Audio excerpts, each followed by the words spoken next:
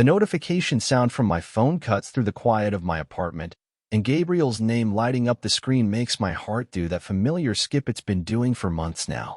I try to ignore the flutter in my chest as I read his message about a weekend golf trip with his father, but when he asks if I want to join them, I stare at the text for a full minute before my thumbs betray my better judgment and type, yes. 3 months. That's how long I've been carrying this secret like a stone in my chest, watching Gabriel laugh with his girlfriend Kayla, listening to him talk about their plans together, all while pretending that every casual touch between us doesn't send electricity through my entire body. He has no idea that when he throws his arm around my shoulders during our weekly basketball games, I have to concentrate on breathing normally, or that I've memorized the exact shade of green in his eyes when he gets excited about something. Comment where you're listening from. I'd love to know who else understands the weight of loving someone who doesn't know you're drowning. The rational part of my brain screams that this golf weekend is a terrible idea. Spending 2 days in close quarters with Gabriel while his traditional father talks about grandchildren and Gabriel's future with Kayla sounds like a special kind of torture designed specifically for me. But the pathetic part of my heart, the part that treasures every moment we spend together, can't pass up the opportunity to have him to myself, even if it's just an illusion. I've gotten so good at playing the role of the supportive best friend that sometimes I almost believe it myself. Almost. Until Gabriel smiles at me in that particular way that makes me wonder if maybe, just maybe, I'm not completely invisible to him. But then Kayla calls, and he lights up in a way that reminds me exactly where I stand in his life, safely in the friend zone, watching from the sidelines while he builds a life with someone else. The weekend stretches ahead of me like a beautiful, painful promise, and despite knowing it will probably break my heart a little more, I can't bring myself to cancel. The drive to Pebble Creek Golf Resort feels different than our usual road trips. Gabriel's playlist hums softly through the speakers, but there's an undercurrent of nervous energy I can't quite place. Maybe it's just me projecting my own anxiety onto the situation, but Gabriel keeps glancing at me when he thinks I'm not looking, and his fingers drum against the steering wheel in that restless way that means his mind is elsewhere. Dad's probably already checked us in, Gabriel says as we pull into the resort's circular drive. The place is gorgeous, all stone and timber nestled against rolling green hills dotted with oak trees. He texted that he got us adjoining rooms. My stomach does a little flip at the thought of being separated from Gabriel by nothing more than a thin wall, but I just nod and grab my bag from the back seat. Sounds perfect. Nathan Martinez is waiting for us in the lobby, and I'm struck immediately by how much Gabriel looks like him. Same dark hair, same warm brown eyes, same easy smile that makes you feel like you've known him forever. He pulls Gabriel into a bear hug before turning to me with genuine warmth. David, Gabriel talks about you constantly. I was starting to think you were imaginary. Nathan's handshake is firm, his laugh infectious. Though I have to say, he undersold how tall you are. You're going to give us old guys a run for our money on the course. I don't know about that, I say, falling easily into the familiar rhythm of charming someone's parent. Gabriel's been coaching me, but I'm still pretty terrible. Don't listen to him, Dad. David's got a natural swing. He just needs confidence. Gabriel's hand lands briefly on my shoulder, and I have to concentrate on not letting the casual touch affect me. Should we get settled and meet for dinner? Our rooms are exactly as advertised, connected by a door that Gabriel immediately props open. No point in being formal, he says, tossing his bag onto the bed. We're practically living in each other's pockets anyway. I try not to read too much into the gesture, but something about the way he says it makes my chest tight with hope. Dinner is easy and comfortable. Nathan tells embarrassing stories about Gabriel's childhood golf attempts, and Gabriel retaliates with tales of his father's legendary temper tantrums on the course. I find myself relaxing despite everything, caught up in the genuine affection between father and son. So David, Nathan says over dessert, Gabriel tells me you're in marketing. That's a young man's game these days, all this digital stuff. I keep telling Gabriel he needs to find himself a nice girl who understands business, someone who can be a real partner as he builds his career. Gabriel's fork pauses halfway to his mouth, and I catch something flickering across his face, discomfort, maybe, or frustration. Dad, we've talked about this. I'm not looking to get married anytime soon. I'm just saying, a man needs someone who gets it. Someone who supports his ambitions. Nathan's tone is gentle but firm. Like your friend here. Good friends who push you to be better. That's what matters. Later, as we're walking back to our rooms, Gabriel is unusually quiet. I want to ask what he's thinking, but the question feels too loaded, too revealing of my own investment in his answer. Thanks for coming this weekend, he says suddenly, stopping outside our doors. I know it's not exactly your scene, but it means a lot having you here. There's something in his voice, something vulnerable and uncertain, that makes me look at him more carefully. In the soft hallway lighting, his eyes seem darker, more intense than usual. Nowhere I'd rather be, I say honestly, and watch something shift in his expression. He reaches out like he's going to touch my arm, then seems to think better of it, his hand falling back to his side. Good night, David. Good night. But as I lie in bed later, listening to the sounds of Gabriel moving around in the next room, I can't shake the feeling that something has changed between us. Something subtle but significant, like the air before a storm. I wake to the sound of Gabriel's shower running through the thin walls, and I'm immediately transported back to that moment outside our rooms last night. The way he looked at me, the way his hand almost. I shake my head, forcing myself to get dressed and focus on anything other than the images my mind keeps conjuring. When Gabriel emerges from his room 20 minutes later, his hair still damp and curling slightly at the edges, I have to grip my coffee mug tighter than necessary. He's wearing a soft gray polo that brings out his eyes, and when he smiles at me, there's something different about it. Warmer, more intimate. Sleep well? He asks, but there's a weight to the question that suggests he didn't. Fine, I lie, because admitting I spent half the night replaying every interaction we've had would be crossing a line I can't uncross. Nathan joins us for breakfast, launching into stories about his own college golf days, but I notice Gabriel's attention keeps drifting to me.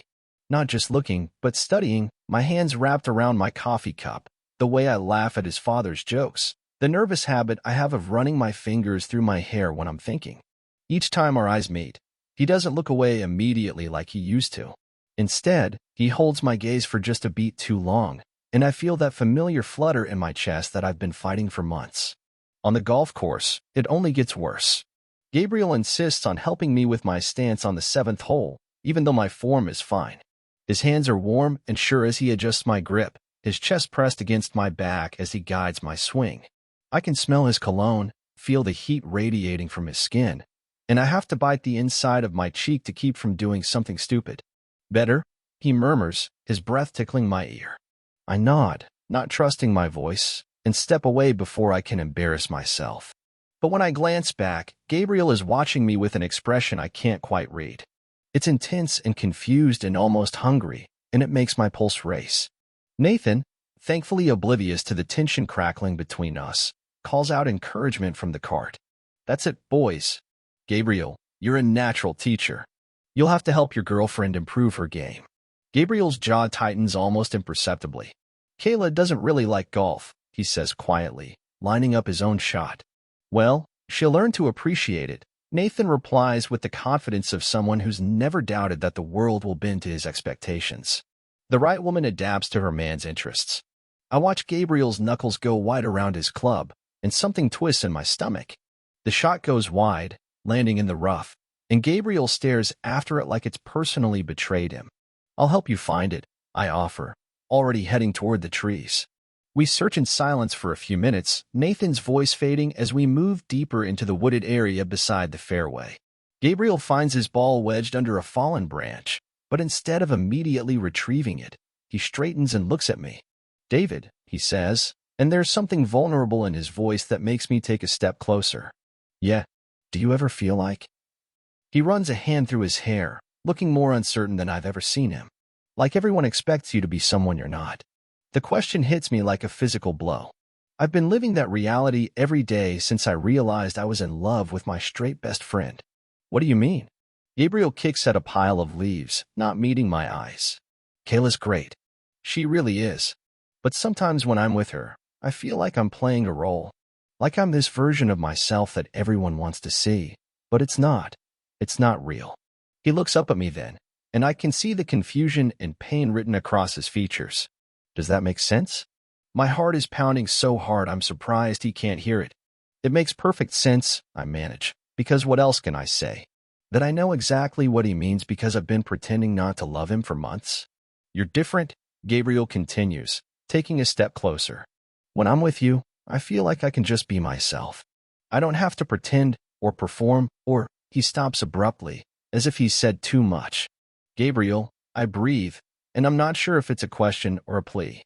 For a moment, we just stand there in the dappled sunlight filtering through the trees, and I can feel the weight of everything unsaid hanging between us. Gabriel's eyes search my face like he's looking for something, and I'm terrified he'll find it and equally terrified he won't. Then Nathan's voice cuts through the tension. Boys, everything all right over there? Gabriel steps back quickly, the moment shattered. Found it, he calls back, grabbing his ball. But as we walk back toward the fairway, he stays close enough that our shoulders brush with every step. The rest of the round passes in a haze of stolen glances and careful conversations. Gabriel finds excuses to be near me, handing me clubs, sharing his water bottle, standing just a little too close when we're waiting for Nathan to take his shots.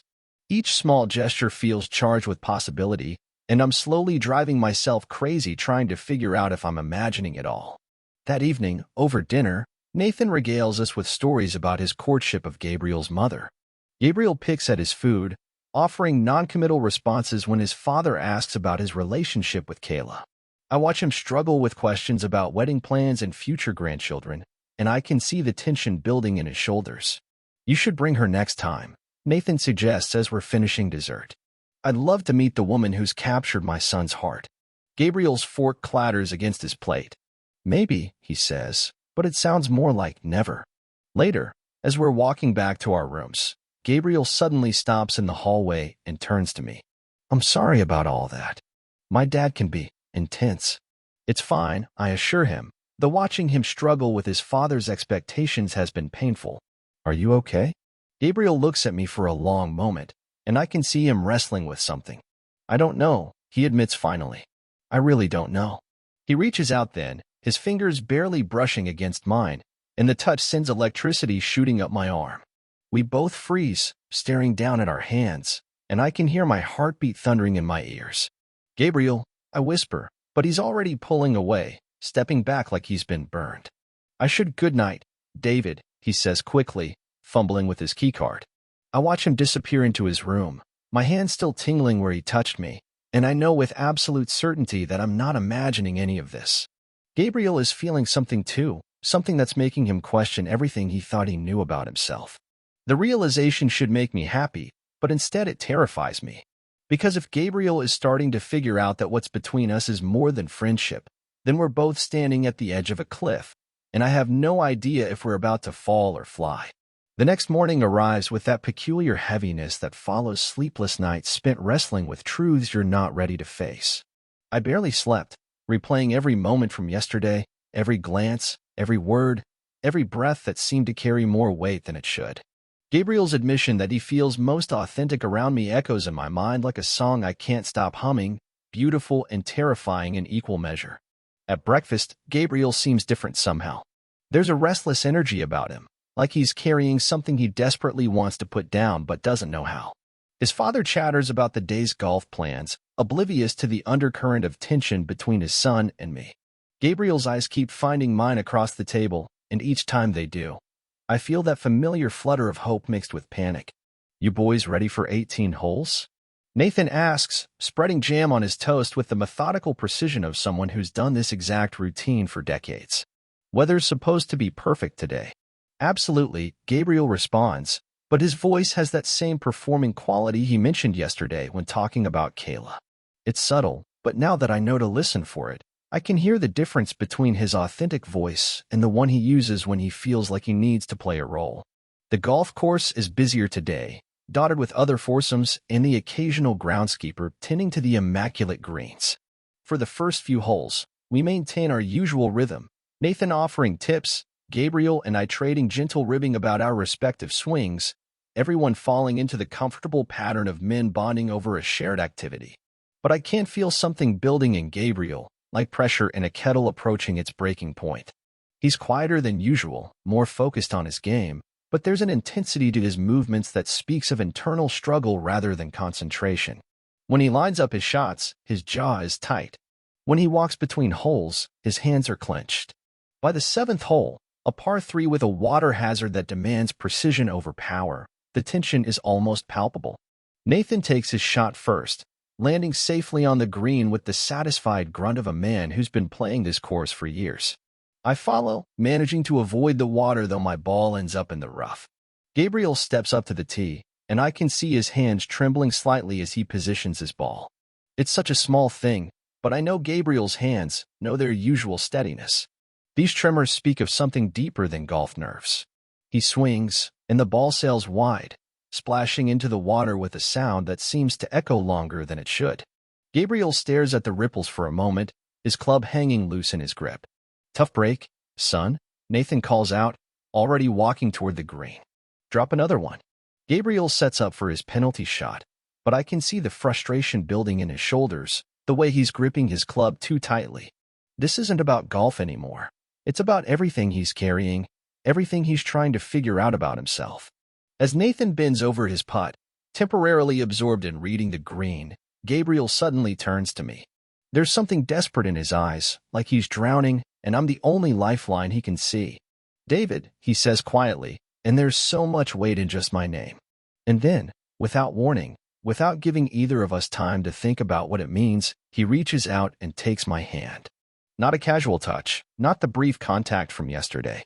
His fingers intertwine with mine with deliberate intensity, his thumb brushing across my knuckles in a gesture that's unmistakably intimate. His palm is warm and slightly damp, and I can feel his pulse racing through the connection between us. For a moment that stretches like eternity, we stand there holding hands on a golf course in broad daylight, 30 feet away from his father, the weight of everything unspoken passing between us through that simple touch. Gabriel's breathing is shallow, his eyes locked on mine with an expression that's equal parts terror and relief. I want to say something, anything, but my voice has abandoned me completely. All I can do is squeeze his hand gently, trying to communicate everything I'm feeling through that small gesture, that I understand, that I'm here, that whatever this is, he's not alone in it. The sound of Nathan's putter connecting with his ball breaks the spell. Gabriel drops my hand like it's on fire, stepping back with wide eyes that reflect the shock of his own boldness. We both turn toward Nathan, who's celebrating a successful putt with a small fist pump, completely oblivious to the moment that just shattered the careful pretense we've been maintaining. "Nice one, Dad," Gabriel calls out, his voice only slightly strained. The rest of the hole passes in a blur of forced normalcy. We finish our shots, mark our scores, walk to the next tee. But everything has changed. The air between Gabriel and me is charged with electricity, humming with the acknowledgement of something we can no longer pretend doesn't exist. Gabriel doesn't look at me for the rest of the round. Not directly, but I catch him stealing glances when he thinks I'm not paying attention, his expression a mixture of wonder and panic. He's clearly shocked by his own actions, by the courage or desperation that drove him to reach for my hand in such a public moment. Neither of us mentions what happened. We can't, not with Nathan right there, not when the implications are too enormous to process. But it sits between us like a third presence, impossible to ignore. As we walk back to the clubhouse, Nathan regaling us with stories from his own golf adventures, I find myself replaying those few seconds over and over. The way Gabriel's hand felt in mine, warm and real and right. The vulnerability in his eyes, the way he looked at me like I was the answer to a question he'd been afraid to ask. For months, I've been terrified of misreading signals, of seeing something that wasn't there. But you can't misread a gesture like that. You can't accidentally intertwine your fingers with someone's, can't look into their eyes with that kind of desperate intensity without meaning something profound. The realization hits me like a physical blow. Gabriel Williams, my straight best friend, the man I've been secretly in love with for months, just held my hand like his life depended on it. And now we both have to figure out what comes next. The rest of the golf game passes in a haze of forced normalcy. We finish our round, make small talk with Nathan about dinner plans, and somehow manage to get through the evening meal without either of us spontaneously combusting from the tension. But underneath Gabriel's polite responses to his father's questions about work and his casual laughter at Nathan's golf stories, I can see the storm brewing. His hands shake almost imperceptibly when he reaches for his water glass, and he keeps glancing at me with this mixture of panic and something else I'm afraid to name. By the time Nathan retires to his room with a cheerful good night, claiming he wants to catch the late sports recap, the air between Gabriel and me feels electric with unspoken words. Gabriel mumbles something about needing fresh air and disappears through the sliding door that leads to our suite's private balcony. I give him 10 minutes, then 15, watching through the glass as he grips the railing and stares out at the resort's perfectly manicured grounds like they hold the answers to every question he's ever had. When I finally work up the courage to join him, he doesn't acknowledge my presence at first. The night air is cool against my skin, carrying the scent of jasmine from the gardens below and the distant sound of laughter from the resort's bar. Gabriel's shoulders are rigid with tension, and in the soft glow of the balcony lights, I can see the conflict written across every line of his face. "You okay?" I ask quietly, settling into the chair beside him. It's a ridiculous question given everything that's happened, but I don't know how else to bridge the chasm that's opened between us since that moment on the golf course. Gabriel lets out a shaky laugh that sounds more like a sob. "Am I okay?" He turns to look at me, and the raw vulnerability in his eyes makes my chest tight. "David, I don't even know who I am anymore." The admission hangs between us like a confession, and I feel my heart hammering against my ribs. This is the moment I've been both dreading and hoping for since Gabriel first looked at me like I was something more than just his best friend. I take a deep breath, knowing that whatever I say next will either bring us closer together or destroy everything we've built. "I felt something today," I say, my voice barely above a whisper. "When you took my hand, I felt something real." Gabriel's breath catches, and he grips the railing tighter. "You did?" "Yes."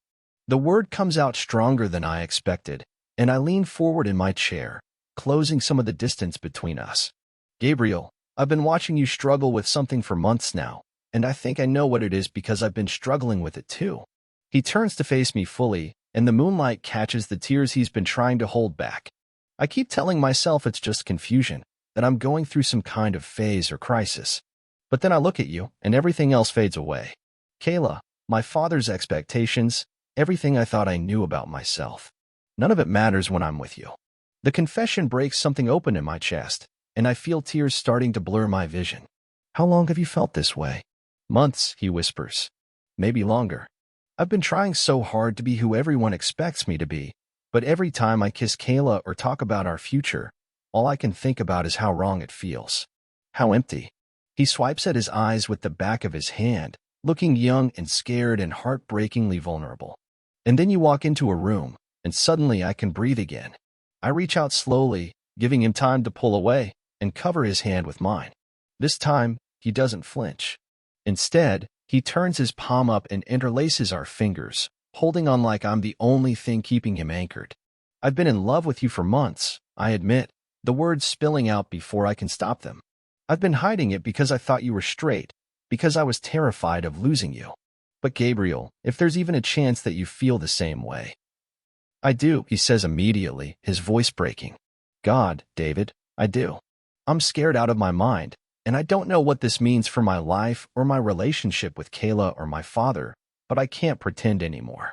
I can't keep lying to myself about what I feel for you." The space between us disappears as we both lean forward, and when our foreheads touch, I feel like I'm finally able to breathe properly for the first time in months. Gabriel's hand is warm in mine, his thumb tracing gentle circles across my knuckles, and the simple intimacy of it makes my heart race. "What do we do now?" he asks, his voice soft and uncertain. "I don't know," I admit, "but we figure it out together." Gabriel squeezes my hand tighter, his thumb tracing small circles against my palm. "I've been lying to everyone, David. To Kayla, to my dad, to myself. But mostly I've been lying to you, and that's what kills me the most." His voice breaks on the last words, and I feel my chest tighten with emotion. "You haven't been lying to me, Gabe. You've been protecting yourself." "No, I have been lying." He turns to face me fully, tears streaming down his cheeks in the moonlight.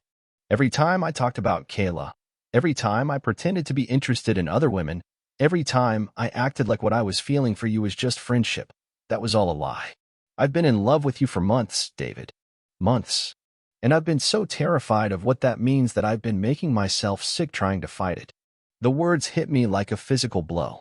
Months. He's been feeling this for months, just like I have. All those moments I thought I was imagining something that wasn't there. All those times I convinced myself I was seeing what I wanted to see, he was feeling it too. "I thought I was going crazy," I whisper. "I thought I was making it all up in my head because I wanted it so badly." Gabriel's laugh is broken, desperate. You weren't making it up. God, David, you weren't making any of it up. Every look, every touch, every moment when I couldn't seem to keep my distance, that was all real. That was me trying not to fall apart every time you were near me. I reach up with my free hand and brush the tears from his cheek. His skin is warm, and he leans into my touch like he's been starving for it. I've been in love with you too, Gabe. For so long. I never thought you could feel the same way. I was so scared, he admits, his voice barely audible. Scared of what it meant about me. Scared of what people would think. Scared of losing you if I was wrong about what you felt. But I can't do this anymore, David. I can't pretend. When I held your hand today on the golf course, it felt like the first honest thing I'd done in months. The space between us feels electric, charged with years of unspoken truth finally breaking free. Gabriel's eyes search mine, and I see my own desperate hope reflected back at me. David, Before he can finish, I lean forward and kiss him. It's tentative at first, barely a brush of lips, but when Gabriel kisses me back with a soft, broken sound, everything else disappears. His hand comes up to cup my face, and I can taste the salt of his tears mixed with something that's purely him. When we finally break apart, we're both breathing hard, foreheads pressed together. I love you, Gabriel whispers against my lips. I love you so much it's been tearing me apart. I love you too, I whisper back, and the words feel like coming home after years of being lost. We sit there in the darkness, holding each other, both of us crying and laughing at the same time. The relief is overwhelming, like we've both been holding our breath for months and can finally exhale. The morning light filters through the resort windows as we make our way to breakfast. Nathan is already seated at our usual table, looking relaxed and content. Gabriel's hand brushes mine as we sit down, and I catch the small smile that crosses his face. You boys sleep well? Nathan asks, spreading jam on his toast. Better than I have in months, Gabriel replies, and the honesty in his voice makes my chest tight with emotion. We manage to get through breakfast and our final round of golf without Nathan noticing the subtle changes between us. Gabriel stands a little closer when he helps me with my swing. Our conversations flow easier, without the undercurrent of tension that's been there for so long. It feels like we can finally breathe. As we pack up to leave, Nathan pulls Gabriel aside for a private moment. I watch them talking, seeing Gabriel nod seriously at whatever advice his father is giving him. When they embrace, I see Gabriel's eyes close tight, like he's drawing strength from his father's love. The drive back to the city is quiet at first. Nathan dozes in the passenger seat while I drive, and Gabriel sits in the back, staring out the window. About an hour in, Gabriel leans forward and rests his hand on my shoulder. I need to talk to Kayla as soon as we get back, he says quietly. I nod, understanding the weight of what that conversation will mean for him. Are you scared? I ask. Terrified, he admits. But I can't keep lying to her. She deserves better than someone who's in love with someone else. When we reach the city and drop Nathan off, Gabriel moves to the front seat. As I pull away from his father's house, Gabriel reaches over and takes my hand, intertwining our fingers with the same intensity as yesterday, but this time there's no hesitation, no fear. Thank you, he whispers. For what? For being patient with me. For not giving up. I squeeze his hand, feeling the calluses from years of golf, the warmth of his skin against mine. I would have waited forever. We drive through the city streets like this, hands linked, both of us quiet but no longer afraid. Whatever comes next, we'll face it together.